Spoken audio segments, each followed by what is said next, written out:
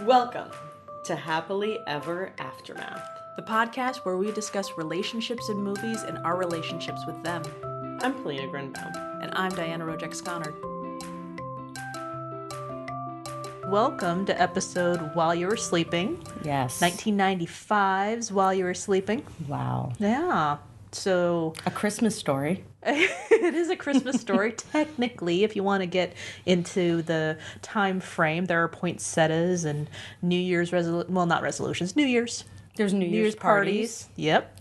Very good. Okay, so we have our main character, Sandra Bullock, Lucy, Lucy. She is a toll booth operator in Chicago, and I feel kind of bad because as I was watching this, I thought, I don't think that job exists anymore.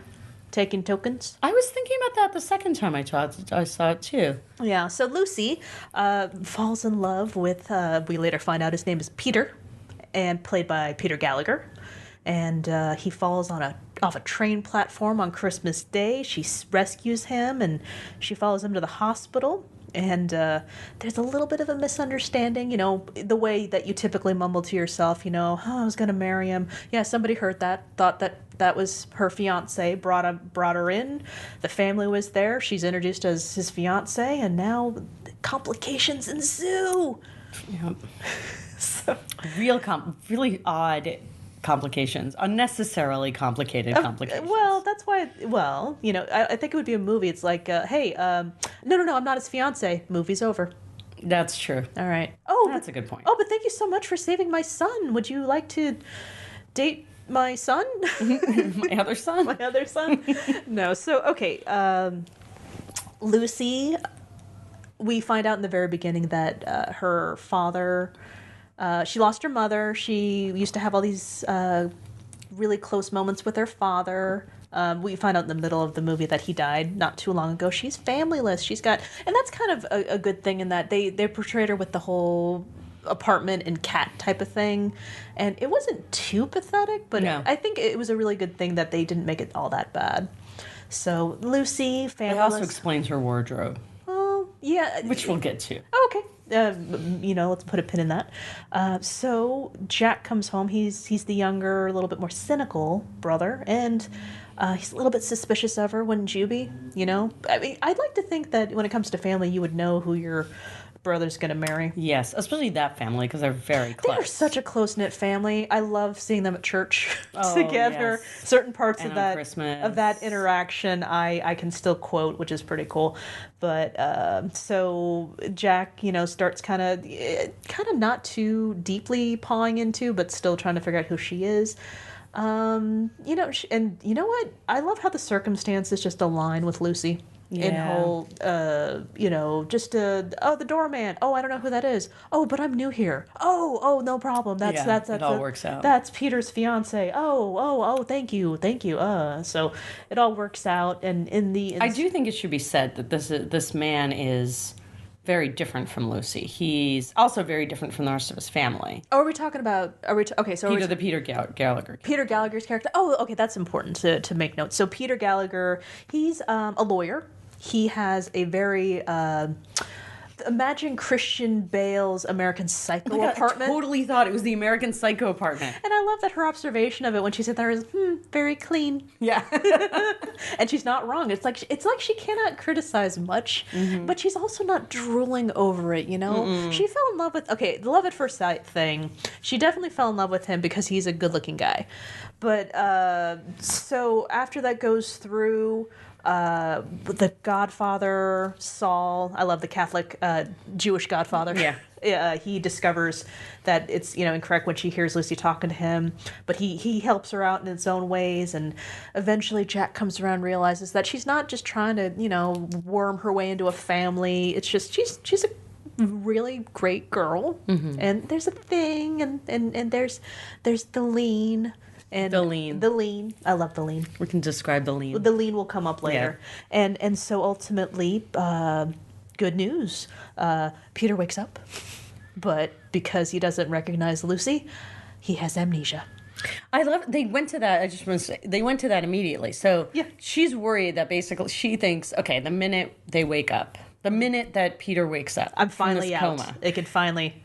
It's going to happen naturally.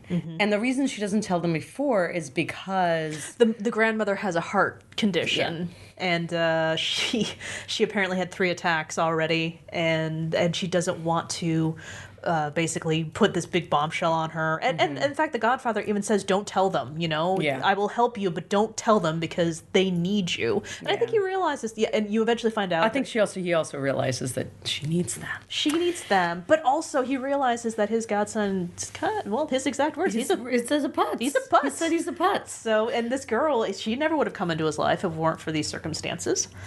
With the weird... So the minute he wakes up and he recognizes everybody else. He's got amnesia. He does not recognize her. And the first thing they think is not, maybe she's not who she says she is, but that he has amnesia. Well, what are you going to believe? This person that you've been spending time with has been lying to you, or that your son who's been in a coma doesn't recognize this wonderful woman that has been taking such good care of you situation. That's fine. But again, I come at this. Okay, so full disclosure, I saw this when I was in the theater. So I was a teenager. 12? I was 12-ish.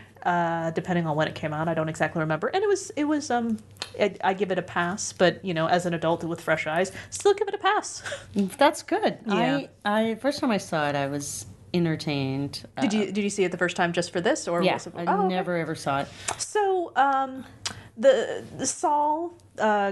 Godfather Saul actually says, she's your guardian angel. You've been a putz your whole life, and this is your second chance. So if you look at her and you don't see that she's worth marrying, then you can go back to being a putz.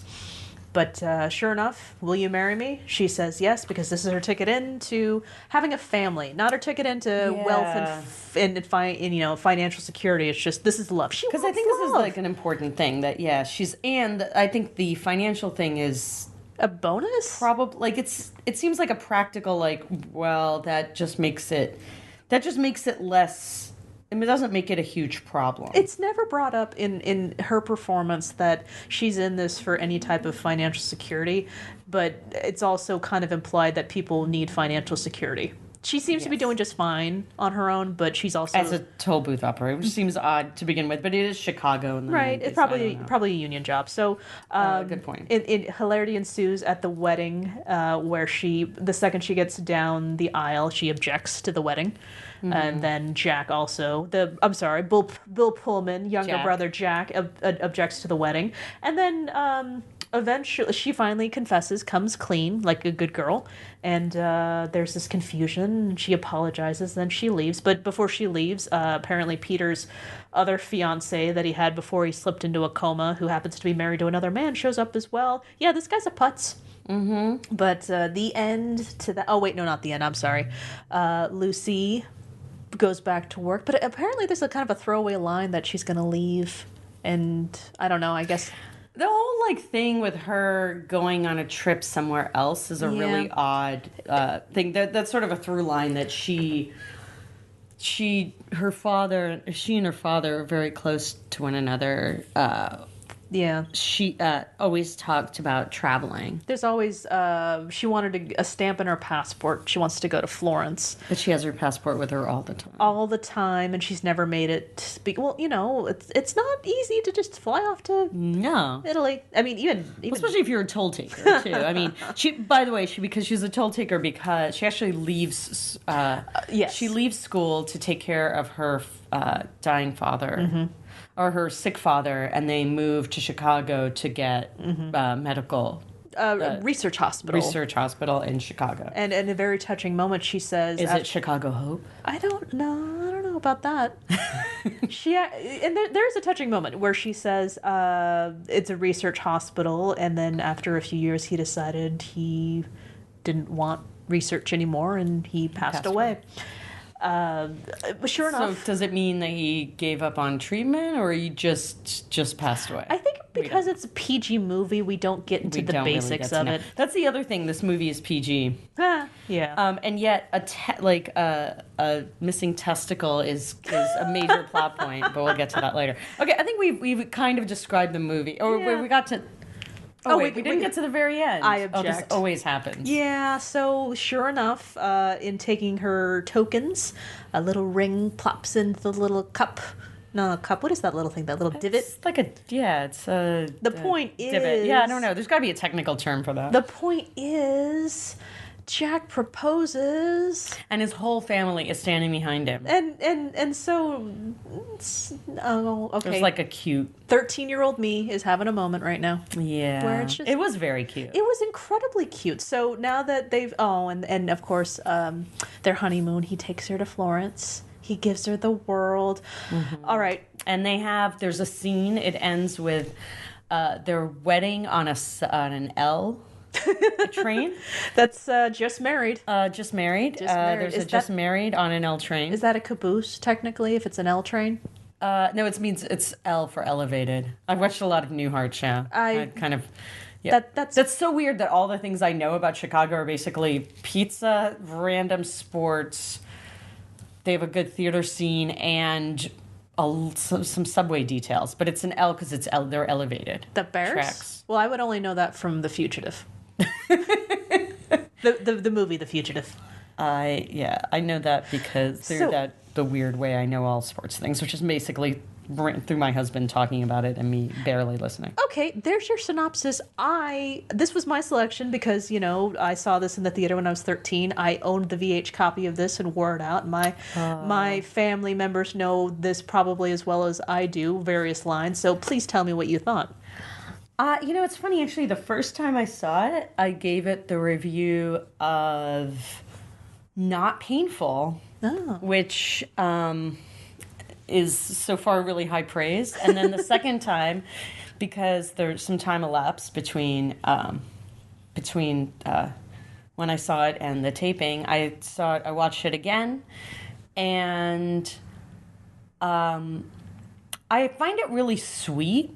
I think unlike other, I feel like the motivations of the characters made a ton more sense to me. Mm-hmm. And I think if I saw this movie when I was 12 and I saw it with my mom, I wouldn't have worn grooves in it, but I think I would have liked it a lot more than maybe I did when I was 43. I do want to say that this got a 6.7 on Rotten Tomatoes. Oh, you mean IMDb? IMDb, isn't it? No. Well, Rotten Tomatoes is a percentage. Oh, that's true. Anyway. I'm sorry, I'm just looking at it. Last time I checked, it has an 80% on Rotten Tomatoes. Really? Yeah. That's higher than I would have thought. Okay. But I have to say, Sandra Bullock, I don't know. I kind of really like her. I keep wanting to hate her. The one thing that irritated me about this movie, watching especially a second time, is that the whole thing with they had a lot of the clumsy thing. Okay. The clumsy thing was still in evidence. The klutzy. There's a Christmas tree through a window. There's a Christmas tree through. Oh God, I forgot about that. Oh no! Come on. The walking through the slick. That was it had the music. I liked that because I remember doing that with people that you were on a date with. How else are you supposed to innocently get them to touch so much? That one made so much more sense than the weird, creepy, Cinderella moment between Robert Downey Jr. and Marisa Tomei. Oh, that was weird. They were movie. Oh yeah, they were making out pretty quick. Yeah, but this one that made a lot more sense. They had a kind of a moment. It made more emotional sense than a lot of these movies did. I felt like it was true to a world, and but certain things really can we just get the wardrobe conversation out of the way? I'm listening. So it finally hit me. So she looks like a bag lady all the friggin' time. All right, I'm gonna need more information. First scene, she's wearing the fingerless gloves makes sense. That makes sense. She's doing her job. None of her hats fit. None of her, she ties this random scarf around her head.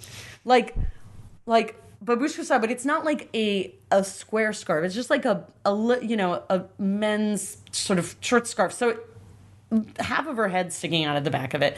She's almost always wearing these enormous, and I mean enormous sweaters. I don't mean tunic length sweaters. I mean like sweaters where she literally can hide an entire Christmas present. That's right. An entire Christmas present in the sweater without you having any idea. You're like, oh my God, where did she find that? Like she could have an animal in there and you would never know. And sweatpants and then this gigantic coat. And then it hits me because there's a scene where her and Jack, the Bill Pullman character, are walking, and he says, oh, you should get a warmer coat. And she's like, oh, it's my dad's. And I'm like, oh, all those sweaters were her dad's, and all the hats were her dad's. Oh, I didn't actually. I just put that to the coat. I didn't realize that that's what that was. And that's the only thing that makes sense, because why would you put such a lovely woman in clothing? I mean, the clothing in the clothing in the one where she's a lawyer. Mm-hmm. Oh, that we saw. The first one we saw. 2 Weeks Notice. 2 Weeks Notice. Sorry, I don't remember any of these movies. They all have titles that are exactly the same and are totally random. That's why I'm here. Like, that made... She, like, just wore frumpy clothing. But that was just a frumpy clothing choice. This was, like... She was drowning in these sweaters. And I know that in the 90s we wore really big sweaters. I remember that. I had some really big sweaters. But this was, like, beyond... anything, but it made so much more sense to me when I watched it, and it endeared me to the movie. Aww. However, yes. Then she gets married, and she chooses the frumpiest dress I've ever seen anyone get married in a wedding, and we're watching films from like the 90s and the 80s, so this is saying a lot. I'm going to defend the dress. I think it was her dad's. In all honesty, I think what's happening or there... maybe her mom. Well, okay, fine, if you want to go like the truly, logical way. No, I think what it is her wedding invitation was on a Post-it. And this was a quick thing. She was grabbing whatever the heck was in her closet. Yeah, and maybe. But she probably shouldn't have bought that dress to begin with. I don't think she bought it. I think that was something that was... This is no Marissa. I'm just saying. I'm giving this one the wardrobe. No, it's not a Marissa Tomei. That was no. I wasn't even. That was not a practical. That was not a practical application of '90s silhouettes. This was just like terrible. But I kind of loved it more. But anyway, we can stop talking about her clothes. Well, it's funny because you bring it up when the family has already been introduced to her incorrectly, and they're asking her all these questions like, oh, how did you meet Peter? Beforehand, she's playing with the sweater yarn that's come undone. So you see, I really like the detail of this, the fact that the sweater's coming undone and she's playing with it. It's kind of like a half neurotic thing, half she's... I mean, it's, in other movies, it's, I don't know, the makeover version of this is like, oh, you stick her in the frumpy clothes, but she's still gorgeous. Shift it. You know what? You're right. With the wedding, it's like, it would have been crazy if she just shows up in some, like... Glamorous sheath dress. Because, A, she's obviously not making a ton of money. And also, I think it speaks to her character as well. She's getting married. She's still not going to accept because, okay, so the family is overjoyed. They got an engagement present for Peter and Lucy. And Jack tries to drop it off. She's like, oh, it should go in Peter's. She's not trying to accept anything from them. Yeah. She feels awkward enough accepting coming to see them, but she's so... It's also terrible. Like the engagement present. She goes, we're gonna switch from clothes to fabric. Furniture. Well, no, I am with you. I looked at that thing. I'm like, that is ugly. I will accept it if it's free.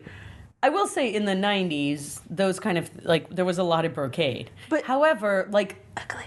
It was so ugly. So, and this is the first time we see Peter's... No, it's the second time we see Peter's apartment. Yes. Yeah. So Peter's apartment, as we said, is the American Psycho apartment. Mm-hmm. The black leather that's all square, and the chrome everywhere, and the chrome and glass. Chrome and glass, yeah. And, what are those? I can't believe I forget that. It's like a knockoff of that designer, but that does all that chrome and black stuff. But anyway, so, or maybe the actual thing, I'm not sure. Because we only see it for like 10 seconds. Mm-hmm.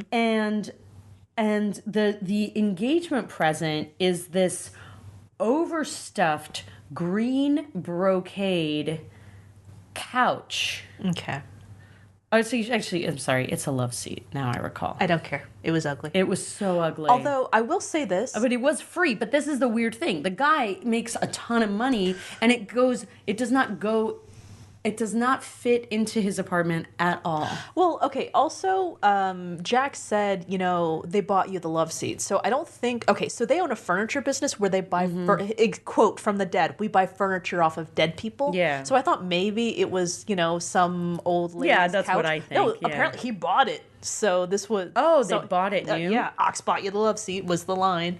I know a lot of it. So if you need actual lines from the movie is handy. To help verify. It is handy. Yes. Your encyclopedic knowledge of this movie is I'm a very while you were handy. sleepingopedia. But anyway, so that was really odd too. And then it's weird because the family is so close, but it's clear that they've never been to his apartment, or rather the Sure. Yeah, well, he's the never been to his family hasn't. Okay, so what I like is that they don't shove it down your throat and making people blatantly evil or archetypes or overly cutesy, overly anything. It's of course in the 1995 versus the 2016 version of what is and what isn't. This family is close, but of course with every family you don't tell each other everything because of course Jack doesn't want to take over the family business, but he doesn't want to tell his dad that because blah blah blah blah blah blah blah. Which actually is in their favor because I feel like they're close but not stifling. Oh sure, and what I like about there is something where some people would think. Back off, family. This is because again they're asking her, how did you meet Peter? But what I really appreciate about this movie, and even watching it from an adult eyes, is that there's an amazing thing in the writing of the bantering between Saul the Godfather and the grandmother. Oh my God, yes. And that is actually a bonding point between Lucy and Jack, where it's just they ask her a question, she doesn't answer the question because she can't get a word in, and they forget that they asked the question because the conversation has gone off in a different direction. I loved that scene because, so basically... Can you be more specific? There's a few scenes like that. There's a few scenes like that, but there's one, I think it's at Christmas, and there's, first of all, I just want to say that these are fantastic, the people playing grandmother are fantastic character actors that they got, which I do love about this generation of movie. We have Peter Boyle as... Ox the dad. His wife Midge is His wife Midge is Nicole Mercurio, who I feel like I've seen, but there's a side character I felt was completely unnecessary, Michael Rispoli. Oh, Joe Jr.? Joe Jr. You weren't amused by Joe Jr.? I was not amused by Joe Jr. I'm sorry. I found him, I just wanted to go back to the family. Hey, Luce, I got escapades. Are you wearing the black bra? I love black underwears. I love that you said underwears. So good. I'm sorry. So good. Of course he's... Okay, now I'm saying. But I want to see Glynis Johns as Elsie. And Jack Warden is amazing. Jack Warden is Saul.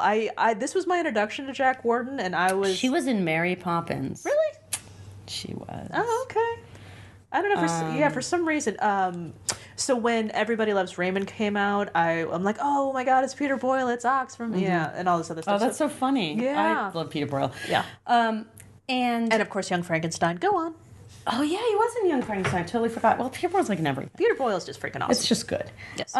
So I love the whole thing with Christmas where.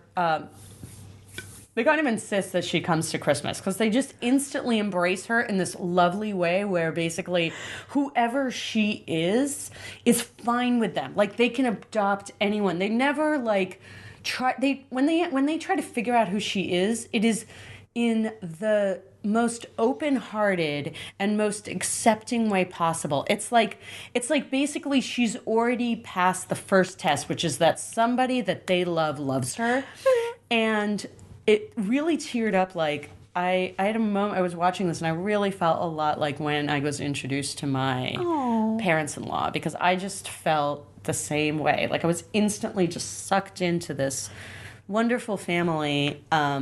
If we may give you a small taste of that, it won't be verbatim apologies, but it's just like, oh no, I'm sorry, I can't come.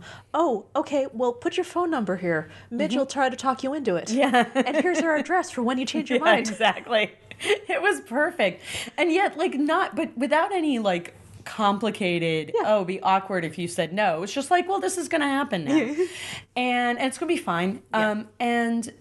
But they have this great back and forth where they start having, like, they're basically having 4 conversations at once. Yep. And they don't really, and they're about, they're about actors being tall. So they start out saying, oh, Peter, he's tall. Not Peter. Yeah. All the good ones were tall. Peter's tall. Yeah, all the good ones are tall. And they start going through actors, which is, of course, patently untrue. Like, actors are relatively short.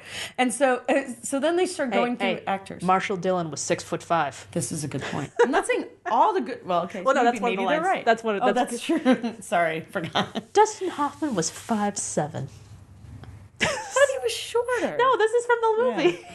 So, for all I know, their lines are also incorrect, but it's still funny. I don't like that I can do that. But I love that. No, I actually love that you can do that because I can't do, but it's so perfect because my family was totally, my family is very small, but I've seen a lot of families that I'm close to, and they can have this thing where they're having 3 conversations at once, and no one's really listening to each other, but they're just like in the same room. Yeah.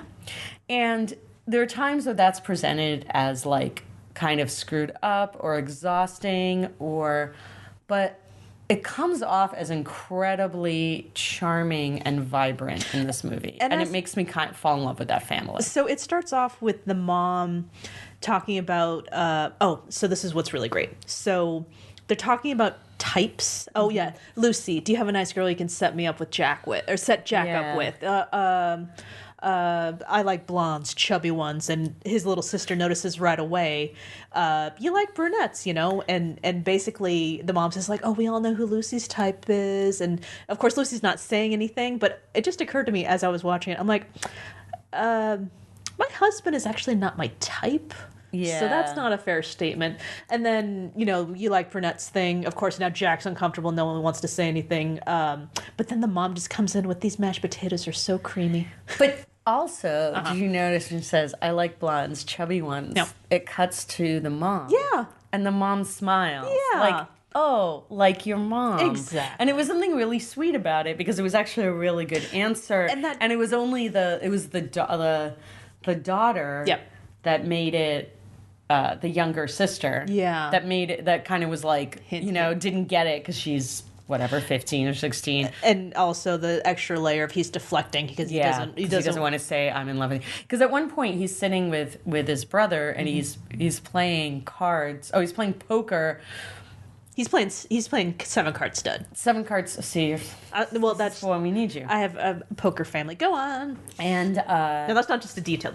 Okay, go ahead. Oh, really? This is important? Oh, no. I'm just saying, no, it's not because I've seen the movie as much as I had. I just recognized the number of cards that were up and the number of cards that were down. I thought maybe there was some sort of deep meaning about 7-card stud, why you would play that with your brother who's in a coma? No. As opposed to, say, like, 5-card draw. Oh, no. I come from a family of my brothers played 7-card stud with my uncles, so that's the only reason I recognize it. Watch, we're going to find out that it wasn't 7-card stud. Turns out I'm just an idiot. I'll go with that. Cool. I'm sorry, you were saying. Oh, but so I find it very, was adorable at that. It was the first time he's playing this game and he says, this is the first, I was okay with everyone thinking you were the golden child, basically. Yeah. I don't remember the exact words. But the lawyer, the good kid, why can't you be more like your brother? All the teachers would say, why can't you be more like, he's the one that would get in trouble. Yep. And I never envy, I was fine with that because I had my thing, but I've never envied anything you had until now. Yeah. And that was very sweet. And he loses her in a poker, in a cut the deck, high card wins. Yeah. And then he goes best out of 3? Yeah. Or high out of 3? Yeah. So cute. Oh. All right, so when Peter wakes up, okay, so this is where it's pretty interesting because in a movie like this, in a movie nowadays, you don't see too many PG live action movies. It's more like the Pixar, where it's just like... I was surprised this had a PG. Surprised as well. So Peter wakes up, and we actually get these tiny, tiny hints of his life. And this is what I actually had to write down because I noticed it and I thought it was pretty interesting. Clearly, Peter is supposed to be, she fell in love with him at first sight. Of course, he's not the perfect guy for her. But the question is, what is it going to be? And of course, there has to be certain elements to it. Here's a guy who's, as we can eventually find out, not too close with his family, even though it's a very close family. But I love what they drop in there is his answering machine. He's getting messages from this other woman who apparently he's dating, but we don't know much about her yet. And on the dresser table is a picture of him. Yes. And then on his other answering machine, I guess at the bar, there's a second picture of him. Well, and she goes through his wallet. He goes through his wallet. And there's a few pictures there's 2 pictures of the family. There's one picture of him and Jack. When they were little. When they were little, which is so amazing. And then which is so cute. And then the rest are pictures of him. So... Like, a lot of them. Not like one picture of him as like an 8-year-old, but like there's just like 4 glamour shots of him. And these are professionally done. He's got the tennis racket with one. He's got the skis with the other. So it's I'm not sure if it's meant to be played blatantly, but the fact that it wasn't... It could have been so much more obvious, like the big... Have you ever seen the movie Working Girl, where there's the gigantic Andy Warhol-esque photo of the quote-unquote main villain of that movie, and it's just her on the wall. But I think what's good about that is, I think the theory is that is an Andy Warhol. Oh, I got that. But it's also her. It's her. So, okay, bad example. But so basically, she paid for an Andy Warhol of her. But of her. Yeah. But then again, that's what he does. So, bad example. Bad example. Well, I don't know. I mean, it's an interesting example because it basically says... What if he had a gigantic statue of himself in his apartment? That would be awesome. I also love the detail of... So, he had in his coat pocket, he had a can of cat food. Oh, sure. Yeah. And... So she's like, oh my God, like, I need to go take care of this cat that he had. And it turns out that he was watching it for this woman that he asked to ask to marry him. And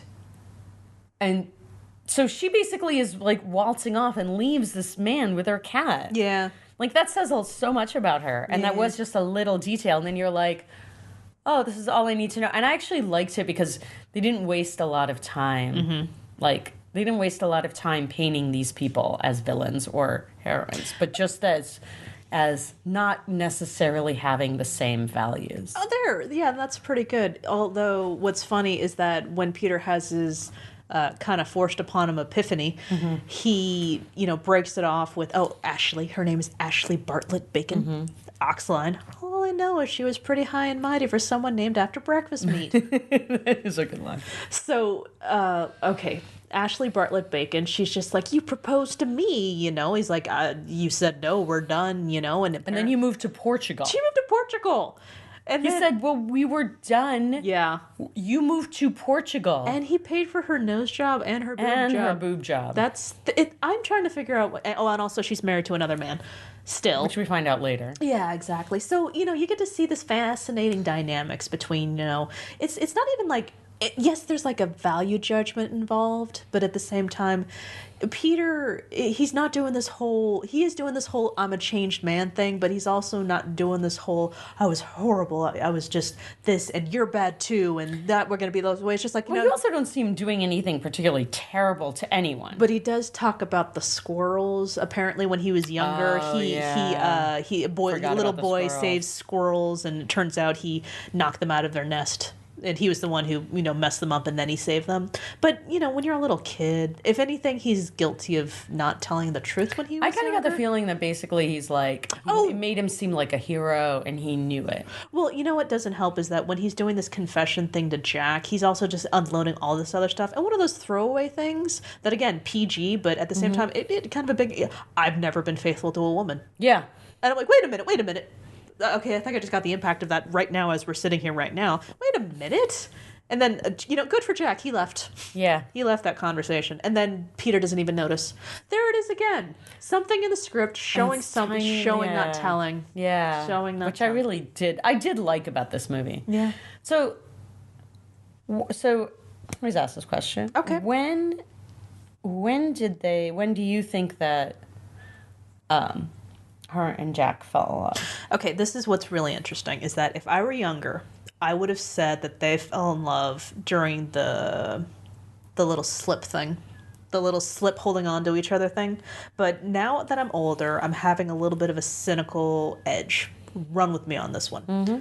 I think Go to it. what happens is Jack and Lucy don't fall in love until after the kind of blow up at the wedding and the aftermath of it afterwards. I think something big had to happen for them to come back to their original corners, have all of this happen, and then realize that there's something there. But I don't think they fell in love there.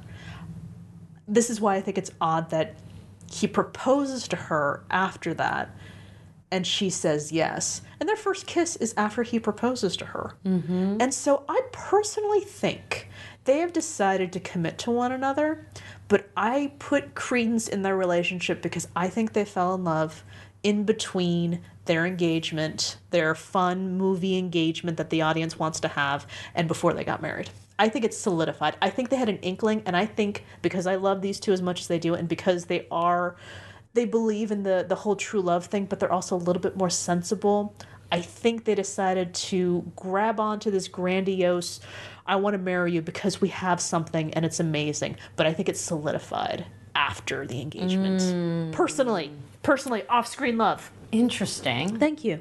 I think they fell in love on Christmas. I'm listening. I think that when the aforementioned lovely conversation back and forth happened between... That's New Year's. No, because New Year's is the party, remember? Oh, okay. Well, all I know is Christmas Day was when Peter fell on the thing. I think that's Christmas Eve. No, because his mom actually really cries that he fell off the track on Christmas Day. Oh, that's true. And Lucy was working. That party? And Lucy was working on Christmas. Oh, because that's the whole thing is them working. Oh, I forgot. She's working. Okay, but I think that's New Year's Eve. No, but New Year's Eve is when she goes. No, because she leaves the house and they go, "Well, we'll see you on New Year's Eve." It was a New Year's party, but it wasn't New Year's Eve. No, but later because they go they. She's alone at that night. She's completely alone. Okay. And she's... Oh, you're right. And you hear, Okay. You hear the countdown. Days irrelevant. And then But they have a Christmas gathering. Now maybe they decided they were just going to have Christmas later. That they did do. So, so actually describe the scene. The timeline isn't as relevant as which one was it? Because there's a few of them. They're the first... When she comes over and... She it's kind of the first time that they're she sees the family in their own thing, and she watches them exchange presents, and she watches the Sal and Ox and Elsie and Madge have this whole crazy back and forth. And instead of being these people are driving me crazy, they look at each other, and she's so happy. She just gets it. She gets that this is not the rambling of 5 insane or 4 insane old people, but that it's this really sweet thing. And I think he sees that in her. Okay. So he's not there. Yeah, he is. No, he doesn't. Because they look at each other. Oh, no. So maybe it's a different scene, but it's... Okay, so the present scene, Jack hadn't shown up yet. Okay, I'm sorry. Then you're right. It's the second one. Okay, when they're having the banter back and forth. Yeah, the whole banter back and forth about the tall actors. Yeah, the tall actors. And I think... They're smirking at each other. Yeah, they have this moment where they look at each other and there's this love, they're this is ridiculous, but also really lovely. Yeah. They both recognize the thing. And I actually think the whole family dynamic plays a big part in them falling in love. There's something Because I think they can see something within each other that they wouldn't have seen if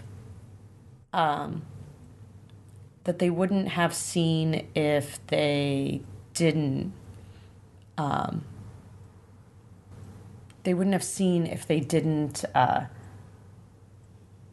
if they just met on a date, on some random Match.com date, that they wouldn't have seen the side of each other. I think another moment is actually when she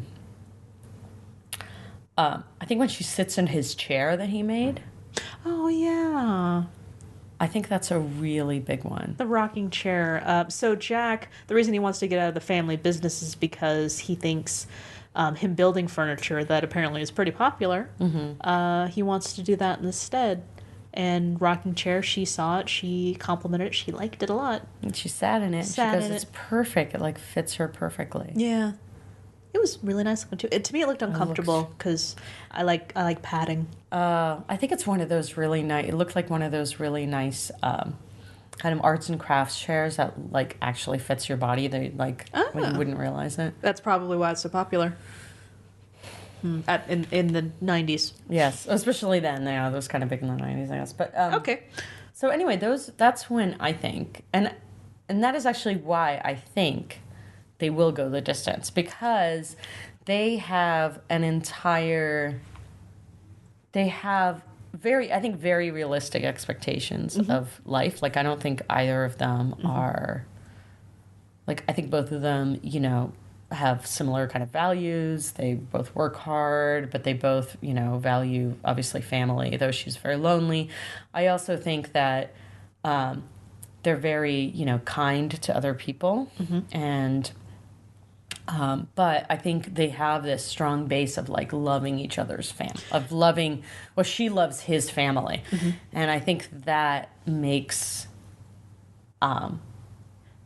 that more than just, do we get along? There's just more at stake. Well, not even just more at stake, like we have to stay together for the sake of, but because it is the two of them, they have a support system around them. So if there's any type of strife that could, in reality, tear a marriage apart, they have family to reach out to, be it financially, emotionally. That has an amazing impact of keeping a family together, a relationship together. Can you imagine them bringing grandkids home to that family? Oh my God, that's the thing. I mean, there's just so much, and there's, and you have people who, they can talk about, they have these role models too of like long marriages, long happy marriages. Yeah. Long friendships with Saul and Ox. Exactly. And taking care of the grandmother. She may or may not live with them. It's possible she does it. It's possible she doesn't, but they're there and they're together. They're always together, And so I think that's going to be, so I don't know. They're going the distance. So now, because this movie was one that I saw younger, to me, it had the impact of just gelling with the person that you find. Like, this is the person I'm going to be with, this is the person I'm going to find. There's going to be some kind of pratfalls. I mean, I didn't think I wasn't going to like go into ice and hope somebody would catch me type of something. But there was not only can we laugh about these things together, but also they're going to connect with my family and he's going to, he's going to connect with mine and I'm going to connect with his. And I think that's one of the things that I think is why this, kind of stuck with me, is that I thought for a really long time that was going to be me. I was going to be the girl who was alone. I mean, I love my family and I didn't lose my family, but from a marriage standpoint, I didn't think I was going to get married because I was just going to be by myself. I'm Lucy. Here I am, I'm 13-year-old. I'm Lucy, and I'm going to have to get an apartment on my own, and I'm going to have my cat. And that was going to be me. So I thought that, if I do find it, I'm going to find my Bill Pullman. And I was a different version of, I wasn't going to find love. I wasn't going to get married at that age. But Did you think I'm never gonna find I'm never gonna find anyone, or more like I'm so independent? No. If I'm too weird to ever. no one's gonna be interested in me was it. I wasn't. Yeah. Oh, and the self-esteem. Don't of course the low Yeah. self-esteem. No one's interested in me type of thing. So and 12 because is hard too, because there's that whole where you see girls becoming women, kind of like they're the girls becoming like at that 12, 13, and it's like some of the girls really look like young ladies, and others you're like, oh my god, I'm never, and I'm still a kid, and it's kind of messes with your head, right. And there's still the so in junior high you're also with the ninth graders, and they're dating and they got relationships, stuff like that, but you're still but I'm still stuck in seventh grade where it's just like I got my guy friends, but that would be weird. That's the other thing. Why would I sacrifice that for something that could totally ruin everything? That's like a different movie though. And also they're awkward, and their socks smell, and you've hung out and that their dad calls them, I don't know, whatever. It's just they're too real. They're too. I think with this particular movie with me, this didn't really shape me because it didn't play into my insecurities and or confirm or totally destroy what I thought would be. But instead it was, oh yeah, that would be really nice. I want that. I want that bond. I want that that romantic gesture. Granted, it wasn't the grand romantic gesture, but the fact that it came back is grand in the everyday sense. It was, but in the movie sense, it was very low. I mean, where was the hot air balloon ride?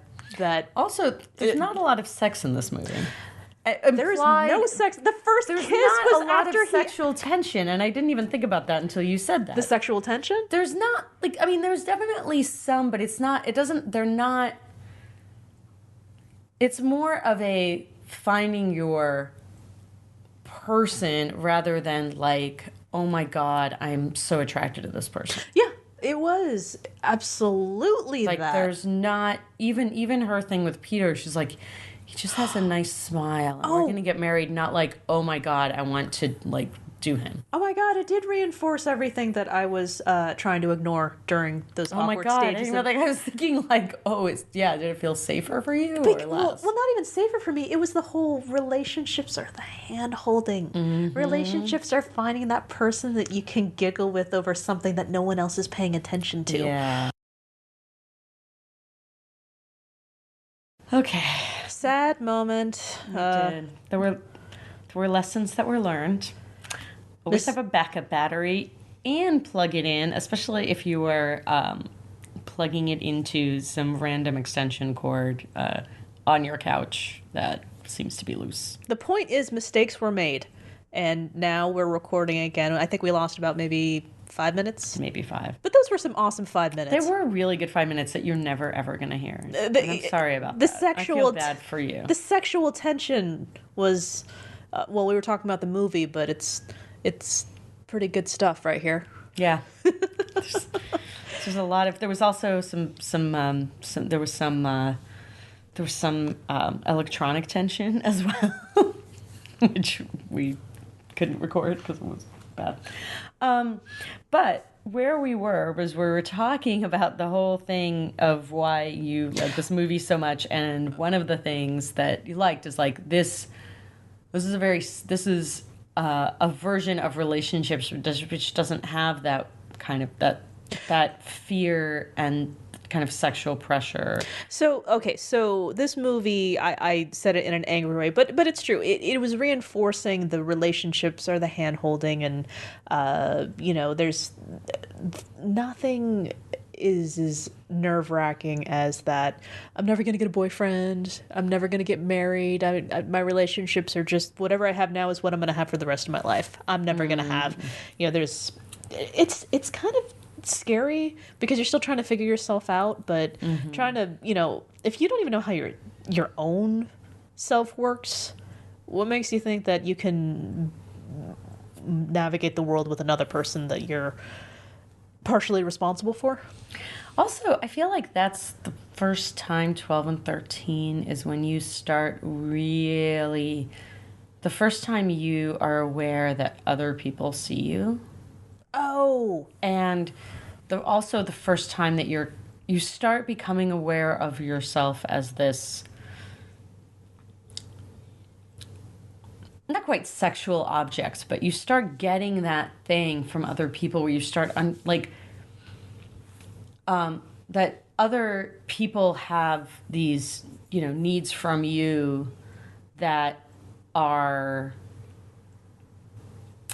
I'm going to start over. I feel like it's the first time that you do two things. I think one, it's that time where you start seeing seeing yourself in what you think is the way either society sees you, and trying to figure out what that is. And by society, I mean like your peers, mm-hmm. and not just your family and whatever, things, whatever hobbies you do. And it's also the first time I think I experienced at that age was this starting to see that there was just like the me kind of going down the street. And then there was the me that people responded to as a girl, like as a woman, and it had nothing to do with me, and I didn't know how to make it have something to do with me, and it was that part was really confusing. Okay. Because whatever sexual feelings I had, I didn't really understand how they corresponded at 12 to another person. Oh, right. Do you know what I mean? Like, what was I going to do with that? With another person? Oh, yeah. And then, so I think those things are at play, and I look at like the way people are really, really into like I read the Twilight books as an adult. Okay. And my friend Robin, who you also know, gave them to me on a trip actually to Washington State. Yeah. So I was like, oh my God, this takes place here. And I thought it was really interesting because the whole thing about it was so creepy, but I understood the attraction to like 13-year-old girls for that, because it was all about like protection, and they couldn't have sex. The whole thing about them not being able to have sex until like the very end. I understood why that was such sort of a safe way to explore love and romance without this kind of weird specter of I think I've mentioned that to you before. I didn't read the books, but I saw the movies. Yeah. And the first movie I saw, I'm just like, oh yeah, like watching a horrible movie. This is going to be hilarious. Yeah. And even though it was truly terrible, I got to the end of it. It's truly awful. Well, I got to the end of it. I'm just like, wow, that was really bad, but I get it. Yeah. I get what the draw is. Damn it, I can't believe I get it. So I remember seeing one of my nieces around that time, and she's like, "Oh my God, you read Twilight?" And for like about 10 seconds there was like the coolest aunt. But and she's like, "Oh my God, you went to Forks?" Which is where Twilight takes place. And she goes, "I want to move to Forks." And all of us were like, no, you don't. Like, it's rainy all the time. It's pretty, but it's kind of boring. Like, there's just not much there. Like, did she want to find her Edward there? She just wanted to find her Edward. So, obviously we didn't get on her case but it's just funny that, but it's just a funny incident. Well, of course. But see, by that token, I want to move to Chicago. And I want to be a toll booth operator. Of course. I want to find my Peter so that way I can marry his brother. Yeah. Well, you know what? Oh, thank you. Thank you for that comparison, because I didn't take it to that next level. This is a much better movie. Well, first off. Thank you. Thank you, I suppose. No, I thank you for that that comparison, because I didn't think I can't wait to move to Chicago. That wasn't part of it. But yeah, I can't wait to find my Jack. Yeah. And I guess it was nice that the movie also gave the hiccup of life doesn't always turn out the way you plan. Mm-hmm. So, and I think that's what Lucy said. If I hadn't fallen in love with Peter, I never would have married Jack. Yeah. Which people, I guess, in real life have the more devastating versions of that. Yes. This one was very lighthearted. Well, it was very easy. It got, you kind of got rid of the bad guy. The guy who's wrong for you very quickly. And the mostly harmless version of the whole wah wah. But here's Jack. Yeah. You're welcome. Yeah. Yeah, exactly. No, that's a really good point. I never thought of it that way, that like she never quite realized this is, it was never like, oh my God, I've been fantasizing about this person. And then when you start dating them, you realize, they're terrible, or you have, really boring conversations, or worse. Oh, she got out totally unscathed. She was about to marry this guy. I know she was about to marry this guy, but, she didn't finish it. They didn't really date. They didn't do much. So They had a couple conversations. yeah. And that's fine. And what's even better is that it wasn't, oh, you're a horrible person, I couldn't know. It was just, you're not quite right. No. And that's what, see, now I'm just finding it's like long-term lasting effects of me. I did want the perfect guy. And then when it turns out he liked a movie that I didn't, we can't be together. Really? Because of the movie? No, not that movie. Any movie that I thought was stupid. Oh. If he liked a band that I didn't like, you listen to that? We're not soulmates. I need to see things the way I do. Oh, I would never admit that I loved While You Were Sleeping to a guy. No. No. No, I'm not older and mature now. So. Okay, we're going to take a pause because we have, there's invaders. There's invaders. There we go. There we go. We're still learning. We are, and we're back. Okay, so... we can cut all that out. That's what's nice. Well, you can cut all that out. This is not helping at all.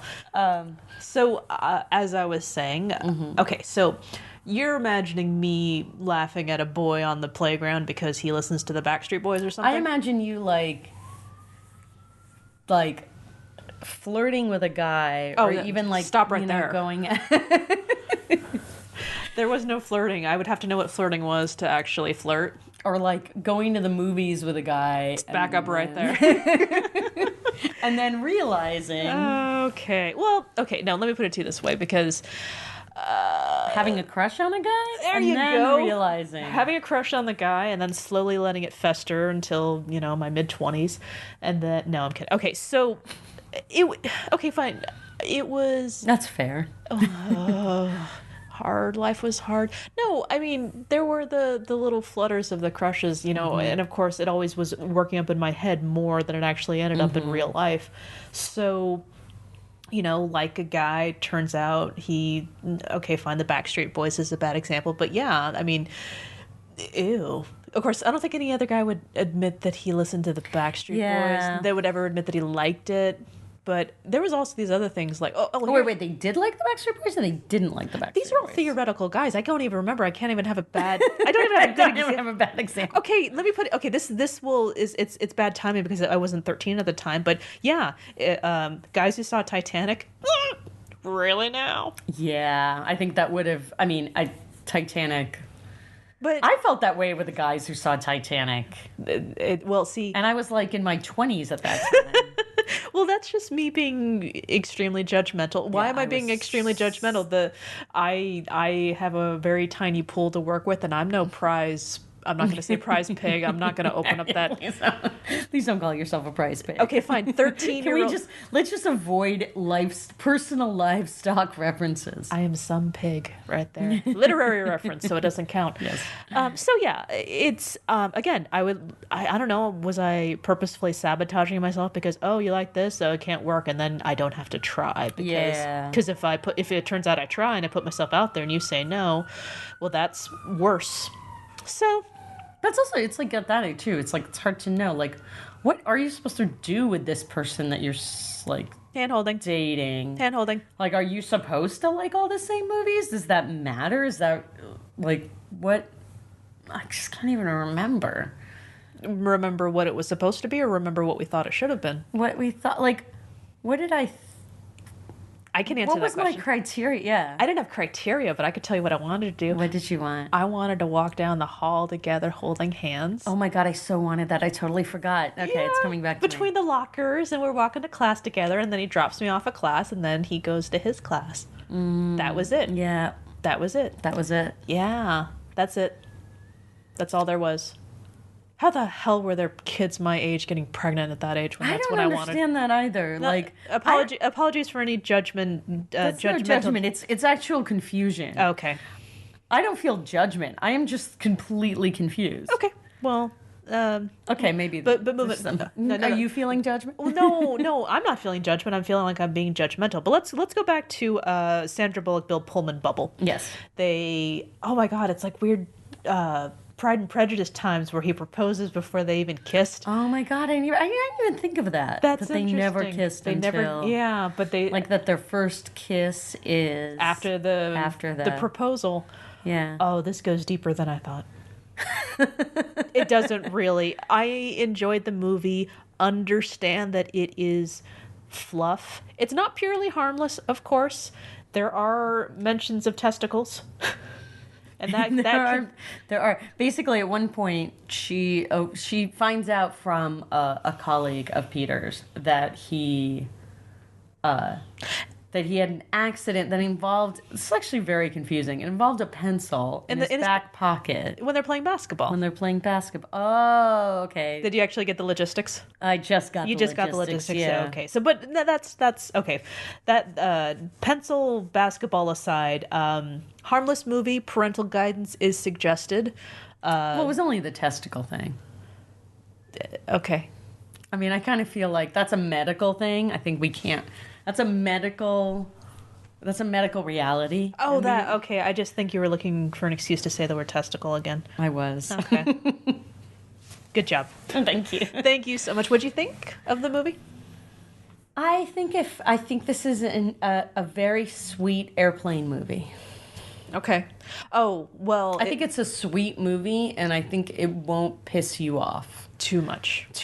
I am not going to... Do you know what I mean? Like, it's not one of those, like, oh my God, that is completely unrealistic. Or, oh my God, why... Like, I feel like the female... The women in this movie were not annoyingly portrayed. I was rooting for her. Yes. Yeah. All right. Thanks for joining us. Yeah, thank you so much. And we'll see you next time. Take care. Bye-bye.